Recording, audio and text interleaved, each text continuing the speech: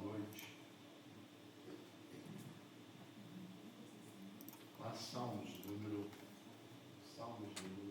90. Salmo de Moisés. A gente vai meditar um pouquinho no Salmo de Moisés, número 90, versículo 12. Mas eu vou ler de 1 até 12, tá? Para ficar mais entendível. Salmo de Moisés, Salmo número 90, diz assim: Coração de Moisés, homem de Deus, o Senhor tem sido o nosso refúgio de geração em geração. Antes que os montes nascessem, ou que tu formaste a terra e o mundo, mesmo de eternidade a eternidade, tu és Deus. Tu reduziste o homem à destruição e disses: tornai-vos filhos do homem.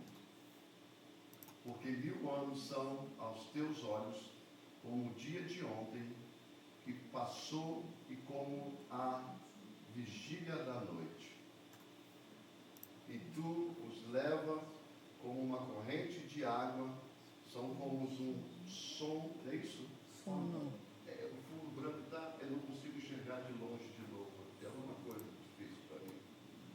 São como um sono, e de manhã são como a erva que cresce. De madrugada floresce e cresce, à tarde e corta-se e seca. Pois somos consumidos pela tua ira e pelo teu furor somos angustiados. Diante de ti puseste as nossas iniquidades e os nossos pecados ocultos à luz do teu rosto. Pois todos os nossos dias vão passando na tua indignação. Passamos os nossos anos como um conto que se conta. Os dias da nossa vida chegam a 70 anos, e se alguns pela sua robustez chegam a 80 anos, o orgulho deles, é isso mesmo, é canseira e enfado, pois cedo se corta e vamos voando. Quem conhece o poder da tua ira? Segundo és tremendo, assim és o teu furor. Ensina-nos a contar os nossos dias, de tal maneira que alcancemos corações sábios. Quando eu estava lendo essa manhã esse Salmos, é interessante que Salmos são 150 poemas, tá? São poemas, são cânticos, são 150. Geralmente a gente divide em 50, 50 e 50. A começar do Salmo 1, conhecidíssimo Salmo 1, né? Todo mundo conhece. Bem-aventurado aquele que medita na lei do Senhor, que será como uma árvore plantada à beira da ribeira. Você conhece que o Salmo 1, quase todo mundo conhece. Aí segue um pouquinho e vai lá na frente, os 50 primeiro, você encara o quê? Você se depara com o Salmo de número 23, o Senhor meu pastor, nada me faltará. O 24 é quem é o Rei da Glória, vai seguindo famoso. Aí vem o 37, ou não se indignes mediante aos olhar dos pecadores, aos ímpios, né? Aí vem o 42, Senhor, né? Na minha angústia tu me livraste.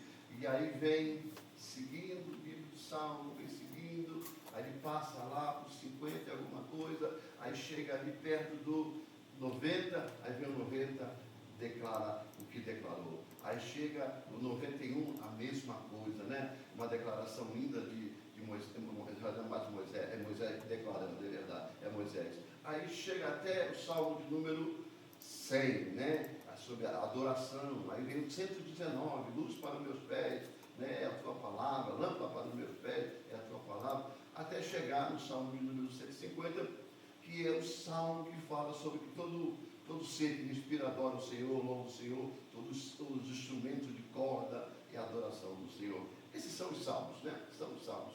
Então, ele tem alguns escritores, mediante as suas passagens, seus conhecimentos, tudo aquilo que eles passaram e é tudo aquilo que a vida proporam eles foram escrevendo. Davi foi o que mais escreveu os salmos, os salmos, no caso aqui que está na palavra do Senhor. Quando a gente olha para o Salmo de número 90, a gente encontra Moisés explicando para nós o que a vida proporciona para a gente. Não sei, meu óculos. Não sei o que está acontecendo com o meu óculos. Esse óculos não é tão antigo assim. Mas eu vou ler a minha Bíblia, que fica mais fácil do que eu ficar olhando lá em cima. Quando Moisés chega nessa parte do Salmo número 90, ele começa a declarar as lutas que ocorreram na sua vida. Ele começa a declarar, sabe, as aflições. A gente encontra muito no livro de Salmos pessoas falando sobre aflições, luta, batalha, guerra, enfim, essas coisas que a gente está acostumado a ler, né? Acostumado a ler. Mas no Salmo número 90, no versículo 1, ele diz: Senhor, tu tens sido o nosso refúgio de geração em geração. Então a gente começa a entender que é verdade, né? Aqueles que têm uma família que veio de origem de igreja, eles começam eles sempre declaram aquilo que seus avós disseram sobre Deus, os ensinamentos do Senhor, né, na vida deles, da igreja. Aí vem aos pais, os pais do mesmo jeito. É por isso que a Bíblia já diz: olha, ensina o teu filho no caminho que deve andar. Por quê? Para que ele possa nunca se esquecer. E que é isso? É ensinamento. Então, ele está dizendo: olha, de geração em geração, tu tens sido o nosso refúgio. Todos nós, nossos avós, tataravós, avós, bisavós, mãe, pai, eles sempre se refugiaram em Deus. Moisés está falando a mesma coisa para nós. Sabe, ele tem declarado isso para nós. Por quê? Porque ele sabe que naquela época já era isso e que hoje vai ser a mesma coisa. E futuramente será a mesma coisa pelos nossos filhos.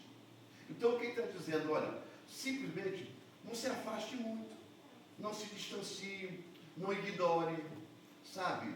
Porque na vida a gente vai ter problemas, na vida a gente vai ter pecados, sabe? E quando ele diz da ira de Deus, toda vez que a Bíblia menciona sobre a ira de Deus, ele está mencionando o seguinte: olha, tudo aquilo que você errou o alvo diante de Deus, toda vez que nós erramos o alvo, a ira do Senhor vem contra nós, sempre. Porque a Bíblia diz assim: olha, todos pecaram, destituídos estão da glória de Deus. Então, se não houvesse a misericórdia em Cristo Jesus, a ira de Deus já tinha nos destituído, porque já disse que todos pecaram e destituídos estão da glória de Deus, tá? Ele já disse: estão destituídos da glória de Deus. E o Romano já fala sobre Paulo alertando isso. Então, quando a gente olha para isso e a gente começa a pegar alguns versículos soltos da Bíblia que fala sobre a misericórdia do Senhor, a gente encontra, por causa da misericórdia do Senhor que se renova a cada dia, sabe? Nós somos renovados. E também a misericórdia do Senhor é a causa pela qual nós não somos consumidos pela ira do Senhor a cada dia. Por quê? Porque existe uma misericórdia chamada amor de Cristo Jesus. Então ele diz o seguinte: olha, vocês atravessarão lutas, vocês atravessarão aflições, vocês atravessarão problemas, vocês atravessarão afrontas, porque eu passei por isso tudo. Mas o Senhor tem sido o meu refúgio de geração a geração. Ele tem sido, foi dos meus pais, são os meus, serão dos meus filhos, serão dos meus netos, e as gerações irão seguindo por diante, e o Senhor tem sido o nosso refúgio.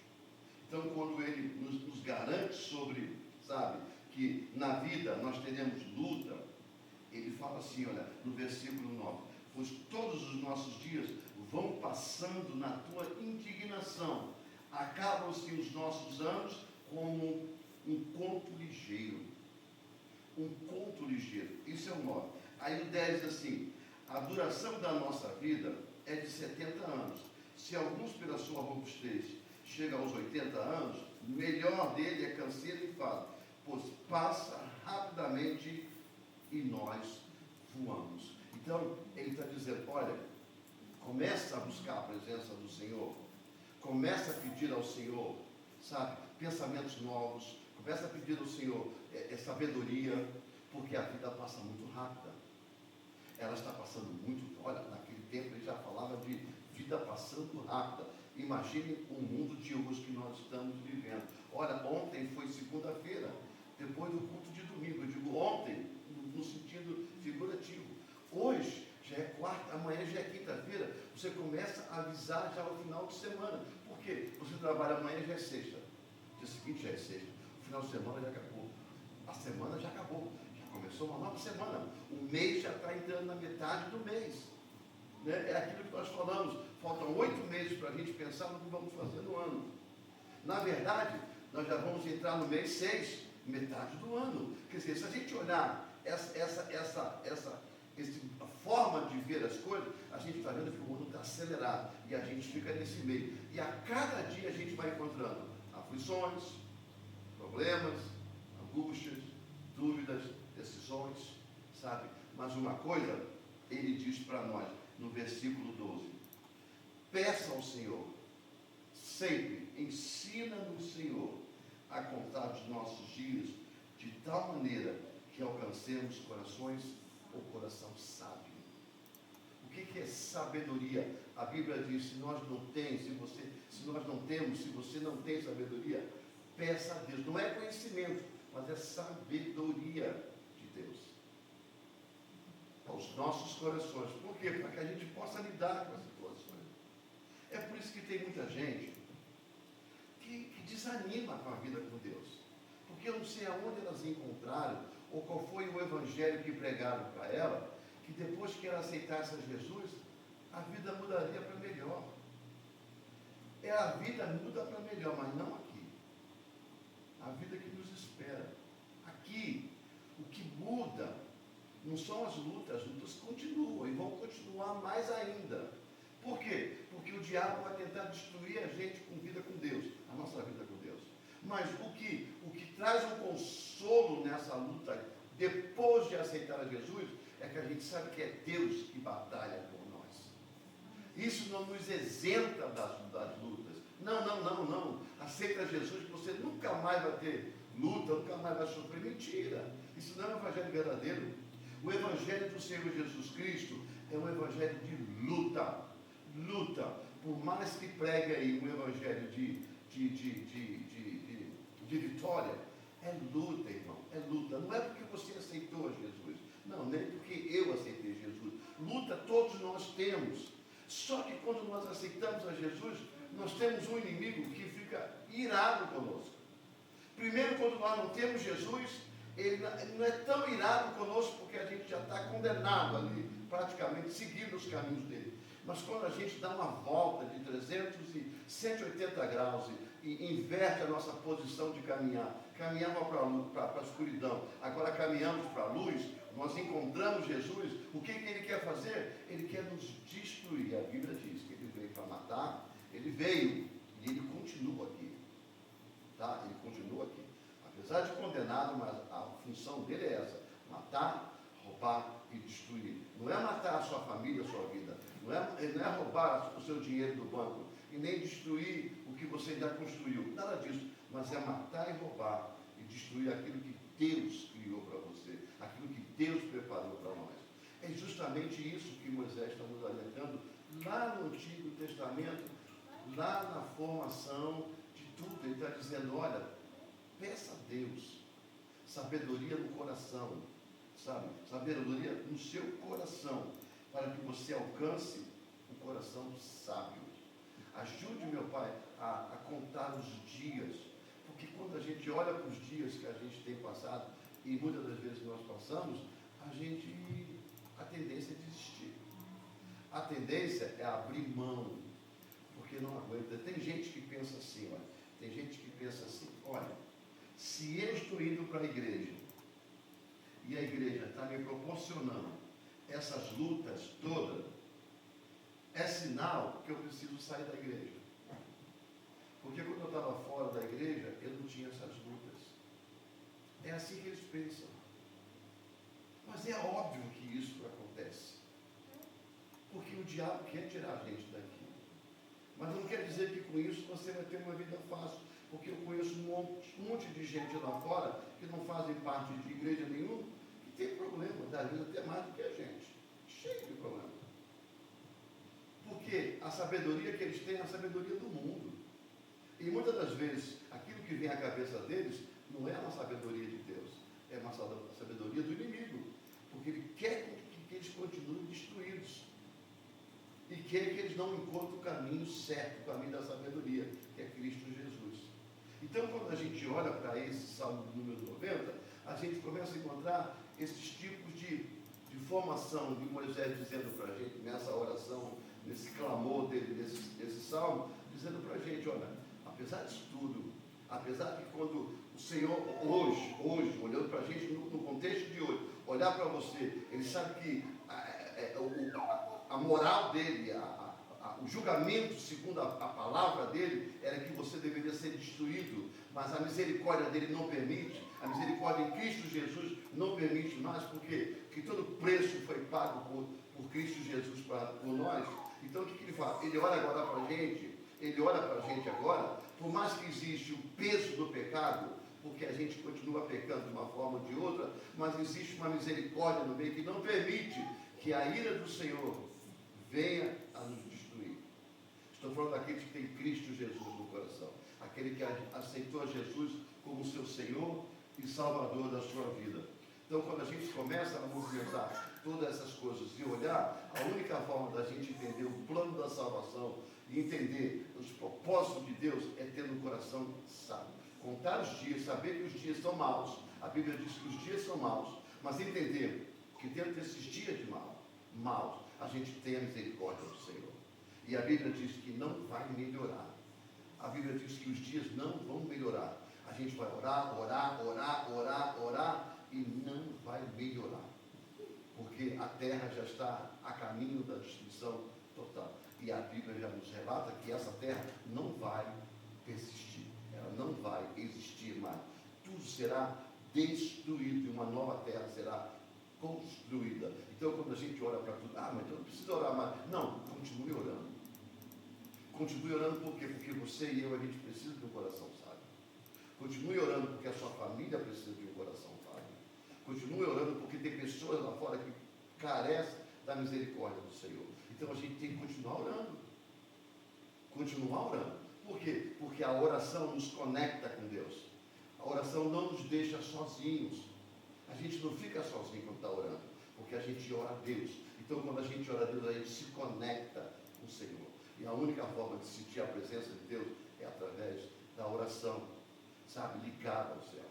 Porque o Espírito de Deus, ele expressa por nós, tá, uma linguagem diante de Deus, das nossas orações. Então, quando a gente se depara com o Salmo 90, ele diz logo no início, Senhor, Tu tens sido o nosso refúgio de geração em geração. Aí você pula lá para o 91, parece que ele está na mesma sequência, ele diz assim, aquele que habita no esconderijo do Altíssimo, à sombra do Onipotente, descansará. Olha o que está dizendo no 90, busca um coração sábio, busca um coração sábio. Aí depois ele pula para o 91, olha a garantia que ele dá para aqueles que buscam um coração sábio. Diz assim, olha, aquele que habita no esconderijo do Altíssimo, à sombra do Onipotente descansará. Direi do Senhor, Ele é o meu Deus, o meu refúgio, a minha fortaleza, nele confiarei. É isso aí que ele está dizendo para nós. É isso que a gente vai meditando, a gente vai conhecendo. É por isso que a Bíblia, quando você está lendo um capítulo, né, um texto, depois um anterior, o que você está lendo e o posterior. Por quê? Porque aí você passa a entender um pouco. Muitas vezes você vai encontrar passagens do Novo Testamento, que você lê uma coisa aqui, quando ele pula para o próximo trecho, a coisa já muda, porque é um contexto diferente, mas não os salmos. Os salmos eles vão seguindo. Eles vão praticamente quase numa mesma sequência, porque são pensamentos, são poemas, são momentos de emoções fortes na vida desses homens. Então, o que a gente tem que fazer? O que a gente tem que fazer é buscar sempre um coração sábio, sabe? É buscar sempre a presença do Senhor. Por quê? Porque toda a vida nossa tem propósito. E a gente precisa entender o propósito do Senhor. A única forma de viver o propósito de Deus é conhecendo a vontade do Senhor. E a única coisa que nos leva para conhecer a vontade do Senhor é um coração sábio. Porque um coração tolo é aquele que sabe que não pode fazer o que tem que fazer, o que não deve fazer, mas continua fazendo. Mas o sábio não. O sábio não é inteligente. O sábio é aquele que tem profundidade naquilo que é revelado de Deus. Nós estamos falando de sabedoria de Deus. É a profundidade da palavra de Deus. É por isso que a palavra de Deus, ela tem que ser constante na nossa vida. Ela tem que ser no dia a dia. Ela tem que ser através da oração, para que a gente possa buscar sabedoria. Como é que você vai explicar isso? Eu vou explicar isso que quando você está conversando com alguém que te busca para um conselho, para uma opinião sobre a vida dela, sobre um problema da vida delas, ou até mesmo na sua vida, mas você, numa conversa, você está conversando, o Senhor vai te trazendo à tona a sabedoria que Ele dá através da palavra, e você vai mencionando, olha, mas Deus diz assim, a palavra de Deus diz assim, aquilo ali é sabedoria. As pessoas olham para você e falam assim, uau, que sabedoria que ela tem na palavra de Deus. Como é que ela conhece, ou ele conhece a palavra de Deus. É isso que Deus está dizendo para nós. Um coração sábio, sabe? Então, a Bíblia diz que a boca fala aquilo que o coração está cheio, sabe? Então, aquilo, a nossa alma, o nosso sentimento, as nossas emoções estão carregadas da presença de Deus, e é isso que a gente fala na hora das lutas, na nossa luta e na luta daqueles que estão ao nosso redor. Então, eu olhei para esse salmo, eu estava meditando essa manhã na minha leitura matinal sobre a palavra de Deus, eu estava meditando sobre isso, e aí pude parar para ver e entender um pouco. É essa leitura que eu recebi para a minha vida através do salmo número 90. E é essa visão que eu posso passar para vocês daquilo que Deus passou para mim. Então, a cada dia na sua oração, você pede a Deus, Deus, me ajuda a contar os dias. Me ajuda a ter um coração sábio. Porque até mesmo na hora em que a ira chega ao seu coração, ao ponto de você tomar uma atitude contra alguém, você vai pensar 2, 3 vezes. E se vai machucar, se vai levar alguém a pecar, certamente o Espírito Santo de Deus vai mudar a história. Porque o coração sabe e a gente vai mudar o nosso comportamento. Que seja assim a palavra do Senhor nessa noite. Vamos orar nessa noite, vamos trazer a nossa palavra, trazer as nossas orações diante do altar do Senhor.